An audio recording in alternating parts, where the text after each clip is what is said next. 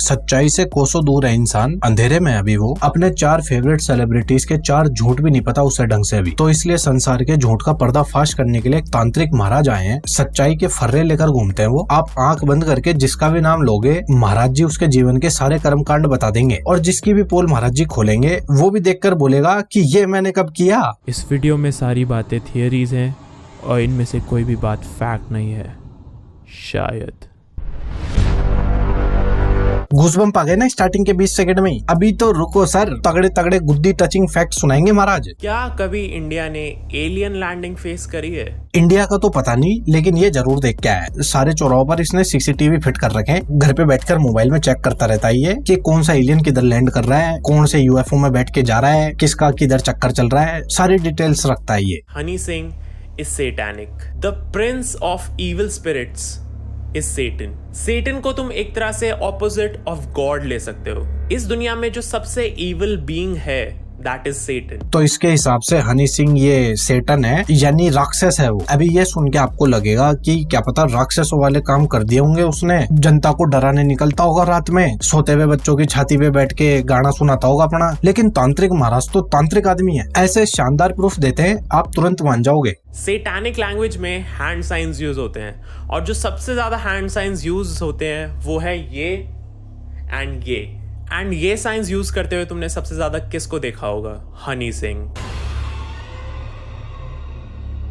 पहली बात तो तू ये बता मेरे को दादा भाई, तूने कौन से राक्षस को देखा है ऐसे ऐसे करते हुए? और दूसरी बात, जिस आदमी की तू बात कर रहा है, जिस जमाने में वो ये सब करता था, उसको खुद को नहीं पता था ये होता क्या है। वो अपने गाने बनाने से पहले जोन से इंग्लिश गानों की कैसेटें देखता था ना, पुराने जमाने के गाने की, उसमें देखे थे उसने ये करते हुए, तो उसने ज्यादा मतलब तो नहीं समझा। वो तो देखा यार मैं तो ऐसे करूंगा तो बढ़िया लगूंगा, बिना बात का राक्षस घोषित कर दिया यार तूने। इंडिया में ज्यादातर हिंदूज हैं, एंड हिंदू कल्चर में, हिंदू रिलीजन में सेटन का कोई मेंशन नहीं है। यहाँ पे लोगों को पता ही नहीं है सेटन और सेटनिज्म के बारे में। तो इसलिए ये छाती ठोक कर आगे आया है कि ये काम तो मैं ही करूंगा, भारतीयों को राक्षसों का ज्ञान तो मैं ही दूंगा, मैं प्रोफेशनल आदमी हूँ इस मामले के अंदर। इस चीज का अंदाजा तुम इस बात से लगा सकते हो कि जब हनी सिंह का गाना आया था सेटन, तो लोग उसे सतन बोल रहे थे। ये हंसी से क्या मतलब है तेरा? है हंस के बता दिया इसने कि सारे तुच्छ लोग हैं वो। अभी तक की पहली बात सच साबित हो गई है 201%। गाने का नाम सेटन क्यों रखा गया था? गाने में भी सेटन से रिलेटेड कुछ नहीं था। अब ये सेटन क्यों बोल रहा है? अभी तो सेटन था वो। जस्ट 1.25 सेकंड पहले जो सतन बोल रहे थे उनको 32 ही दिखाई थी इसने, तो लोग उसे सतन बोल रहे थे। गाने में भी सेटन से रिलेटेड कुछ नहीं था। लेकिन महाराज जी का बेइज्जती करने का कोई भी इंटेंशन नहीं था। वो तो इनडायरेक्टली ये कहना चाह रहे थे कि गलत नाम लेकर तो कोई भी भारी मिस्टेक कर सकता है। सेटन के पास थोड़ी कम पावर होती है क्योंकि सेटन को फॉलो करने वाले लोग बहुत कम होते हैं। तो उसकी पावर बढ़ाने का ठेका इसी ने उठाया है कि यार अभी सेटन के फॉलोअर्स थोड़े कम चल रहे हैं, तो मैं जल्दी से इसके 1 मिलियन करवा देता हूँ। लोगों को पता चला होगा कि हनी सिंह का कोई गाना आया है, सेटन या सतन, उन्हें जो भी बोलना था, वो जाके सर्च करेंगे इस गाने को। वो गूगल पे जाएंगे एंड दे विल राइट सेटन। उन्हें गूगल पे हनी सिंह सेटन नहीं मिलेगा, उनको सेटन मिलेगा। इस तरह से काफी लोगों ने एक्सप्लोर करा होगा सेटनिज्म को। इस चीज से हम कह सकते हैं एक तरह से हनी सिंह प्रमोट कर रहा है सेटन को, which is a part of Satanism. ये तो वो मोहल्ले की अनपढ़ सीसीटीवी आंटी की तरह बात कर रहा है यार। वो भी इसकी तरह ही बात करती है कि अच्छा आज इसके 2 दोस्त आए हैं इसको बाइक पर लेने, और इसने काली टी शर्ट पहन रखी है, तो जरूर ये लड़की छेड़ने जा रहे हैं। अरे इनके घर में आलू की सब्जी कैसे बन गई आज? जरूर इन्होंने कहीं डाका डाला होगा। क्या ये है? वो इविल चीजें सिखाता है एंड वो लोगों को सेल्फ डिस्ट्रक्टिव बनाता है। Satan forces its followers to follow the wrong path। वो लोगों को सेल्फ डिस्ट्रक्टिव बनाता है, सेम जो हनी सिंह कर रहा है। पार्टी, बूज, नशे, लड़कियां, ये सारे मैसेजेस हनी सिंह स्प्रेड करता है अपने सॉन्ग्स के थ्रू। वो डिफरेंस बिटवीन फलाना ढिमकाना वाले क्वेश्चन नहीं आते थे क्या? वैसी सी टेबल बना के आ गया ये तो। हनी सिंह सेटन है, सेटन भी सेटन है। हनी सिंह ऐसे ऐसे करता है, सेटन भी ऐसे ऐसे करता है। हनी सिंह सेटनिज्म प्रमोट करता है, सेटन तो सेटनिज्म ही है। वाह जी वाह। उम्दा क्वालिटी की स्क्रिप्टिंग करी है महाराज जी ने। म्यूजिशियंस और जितनी भी फेमस पर्सनालिटीज होती है उनमें से काफी सारी ऐसी हैं जिन्होंने अपनी सोल ट्रेड करी है सेटन के साथ इन exchange of fame and success. This is true. बिल्कुल फुटकर बाजार लगता था इनका सबका। ये सारी अपनी अपनी चटाइयां लेके जाते थे वहाँ पे, जिस पे बैठ के ये किलो के हिसाब से बेचते थे अपनी सोल। ये भी वहीं किसी कोपचे में छुप के बैठा रहता है कि देखे आज कौन आ रहा है अपनी आत्मा बेचने। जब पहले हनी सिंह नहीं चल रहा था, इट्स पॉसिबल कि उसने अपनी सोल सेटन को सेल कर दी in exchange of fame and success. Sell का तो पता नहीं, लेकिन सैग सूक्स का गाना जरूर बनाया था एक, उससे बढ़िया फेमस हो गया था। Honey Singh.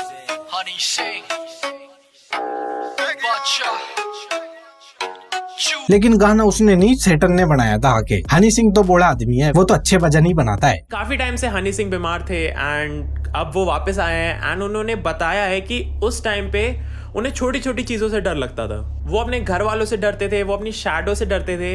एक तरह से हम ये कह सकते हैं कि हनी सिंह का खुद पे ही कंट्रोल नहीं था। बिल्कुल भी कंट्रोल नहीं था खुद पे। ट्रिप पे चल जाते थे कभी भी, कभी 30 ml की, कभी 60 ml की, कभी क्वार्टर की, ऐसे बढ़िया ट्रिप मारा करते थे। और ये जो बोल रहा है कि उसको अपनी शैडो से डर लगता था, घर वालों से डर लगता था, तो जब आदमी जरूरत से ज्यादा भंड हो जाता है ना, उसको सब चीजों से डर ही लगता है फिर। जो ज्यादातर तभी होता है जब तुमने सेटन के साथ डील करी हो एंड तुम बाद में उस डील से भागने लगो। Source none, I made it up, नहीं क्या चल क्या रहा है ये। वो बेचारा हनी सिंह तो लोगों को बोलता फिर रहा है कि मेरे तो दिमाग में डिप्रेशन आ गया था, और ये तांत्रिक महाराज तो उसकी अलग ही बीमारी लेकर आ गए। वो 18 मंथ्स के लिए गायब थे। और सैटानिक लैंग्वेज में एक हैंड साइन होता है, वो है ये, दिस डिपिक्ट्स 6 6 and 6। अगर इसका मतलब राक्षस है, तो अगर मेरे को किसी को बहुत मस्त बोलना है तो मैं कैसे बोलूं भाई? उसका भी समाधान बता दो ना महाराज। जब तुम 666 को ऐड करते हो तो क्या आता है?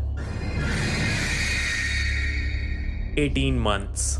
मुझे पता है काफी क्रेजी थ्योरी है। थ्योरी क्रेजी नहीं है भाई, मेरे को तो तू ही क्रेजी लग रहा है। ये क्या एंड बेंड से एक्सप्रेशन दिए जा रहा है कब से? तेरी बातों का तो पता नहीं, लेकिन तेरी हरकतें देख के जरूर डर लग रहा है। एरिया 51 क्या है? एरिया 51 एक एरिया था जिसको यूएस गवर्नमेंट ने पूरी दुनिया से छुपा के रखा हुआ था। कहा जाता है कि उस जगह पे एलियंस से बातें होती हैं। इंडिया के पास सेम ऐसी जगह है इन कोंग का ला, which is at the border of China। जो लोग उस एरिया के पास रहते हैं उन्होंने खुद बताया कि उन्होंने यूएफओस को देखा है जमीन से निकलते हुए और जमीन में वापस जाते हुए। ये यूएफओ कम एक भाटा गुड़कता हुआ नीचे आता हुआ जरूर दिख रहा है। ये गुड़कते हुए भाटे की फोटो को यूएफओ बना के कंस्पिरेसी थ्योरी बना दी। ये क्या बात हुई यार? उल्टी टोपी, शानदार टोपी वाले भाई। लोगों ने वहां पे यूएफओस देखे हैं थ्रू गूगल मैप्स। लोगों ने वहां पे मिलिट्री कैंप्स भी देखे। तो मिलिट्री कैंप देख लिया तो इसमें क्या गलत हो गया? हो नहीं सकता क्या वहाँ पे मिलिट्री कैंप? उनसे पूछा जाता है कि वो सही में यूएफओस है तो वो कहते हैं ऐसा नहीं है, वो सिर्फ चाइनीज फायर लैंटर्न्स थे। बट क्या वो सच में चाइनीज फायर लैंटर्न्स थे? How many shock do you want? तांत्रिक महाराज, yes. India has been visited by aliens. On December 18, 2012, 11:25 AM पे जोधपुर में एक सोनिक बूम हुआ था। ये पता नहीं कहाँ से कंटेंट लेके आता है अपना। इसने जहाँ कहीं पे भी पढ़ा होगा, ये जोन से भी रेडिट पे या कोई से भी आर्टिकल पे पढ़ता होगा, ये वहाँ पे इसने किसी चर्ची लोंडे की लिखी हुई कहानी पढ़ी होगी। तो अभी ये सोनिक बूम वाला जो इसको पार्ट था, इसको बहुत बढ़िया लगा और फिर इसने सोचा कि यार मैं ऐसा करता हूँ, मैं नेट पे जाता हूँ, जोधपुर की एक फोटो ले लेता हूँ और पीछे एक सोनिक बूम लगा दूंगा। बहुत बड़ा इम्पैक्ट होता है जो साउंड बैरियर को ब्रेक कर देता है एंड जिसकी वजह से बहुत बहुत बहुत बड़ी और मतलब ह्यूज नॉइज होती है। वो नॉइज बहुत बहुत लाउड होती है। जोधपुर में माइंस का काम ज्यादा होता है, तो किसी की माइंस का कोई पाइप फट गया होगा, तो उसके पास में कोई अपनी दवाई लेके सूखी नाली में लेटा होगा, उसने वो आवाज सुन ली होगी, तो उसको लगा होगा कि ये तो सोनिक बूम आ गया। जब सोनिक बूम हुआ था लोग बाहर निकल के आए थे देखने की क्या हुआ है। काफी लोग बाहर ही घूम रहे थे and they saw nothing. It has to be a UFO. It has to be UFO. ऐसे कौन बात करता है भाई? ये तो कोई 6ठी 7वीं क्लास का मेरे को कूल डूड लग रहा है। क्या इल्यूमिनाटी इंडिया से शुरू हुआ था? किंग अशोका ने एक ग्रुप बनाया था of 9 men known as the 9